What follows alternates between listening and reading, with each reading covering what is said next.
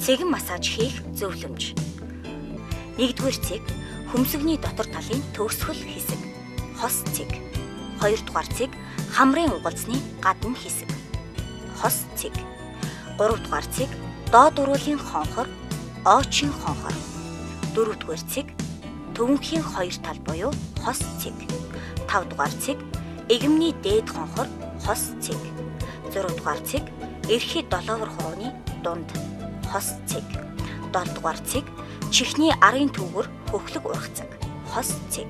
8-р цэг шилний хонхрын хоёр талд үсний доод захад, хос цэг.